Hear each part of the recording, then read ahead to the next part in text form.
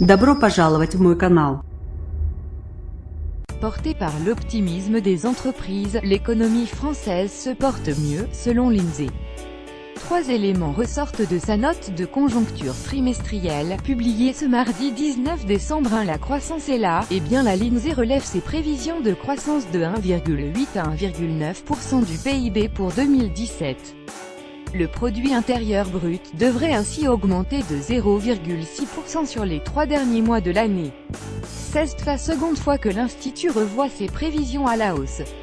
La suite après cette publicité, la croissance est installée depuis fin 2016 sur un rythme solide, d'environ 0,5% par trimestre, commente Julien Pouget, chef du département de la conjoncture à l'Institut statistique. Et cela va continuer à cette cadence. Le PIB devrait aussi progresser de 0,5% au premier trimestre 2018, puis de 0,4% au deuxième trimestre. En France, la croissance atteindrait 1,9% en moyenne en 2017, au plus haut depuis 2011. Conjoncture PIB INSEE https://d162pnnpic.twitter.com cultq5aq INSEE December 19, 2017. La principale raison est à chercher du côté des chefs d'entreprise, résolument optimistes. Le climat des affaires a atteint en novembre son plus haut niveau depuis début 2008.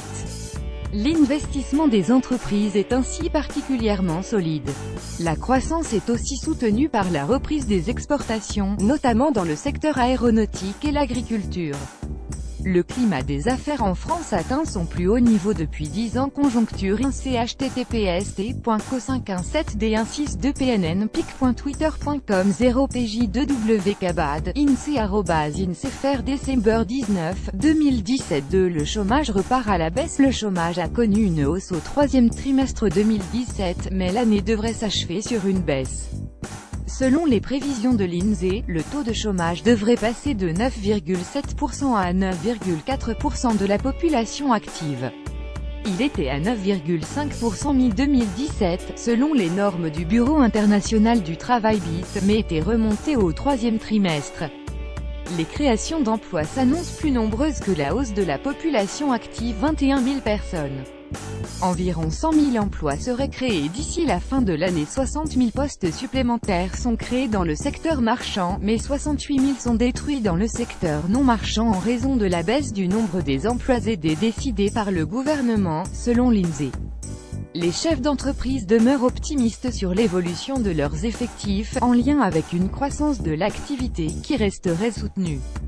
La prime à l'embauche dans les PME jusqu'à 4 000 € pour l'embauche d'un salarié en CDI ou en CDD de plus de 6 mois a eu un impact assez limité, et écrit l'INSEE.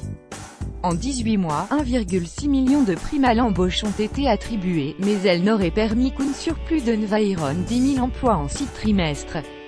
L'INSEE souligne également que 38% des entreprises disent souffrir de difficultés de recrutement, faute de candidats qualifiés, ce qui est une proportion inédite depuis 10 ans. 3 mai. Le pouvoir d'achat progresse peu. Principal bémol à ces bonnes nouvelles, la croissance ne suffira pas à tirer vers le haut le pouvoir d'achat des ménages, toujours selon l'INSEE. Il devrait pâtir début 2018 du regain d'inflation et des effets du calendrier fiscal, hausse de la CSG, de la fiscalité sur le tabac, de la fiscalité sur les carburants. La réduction de la taxe d'habitation, en revanche, attendra à la fin de l'année prochaine.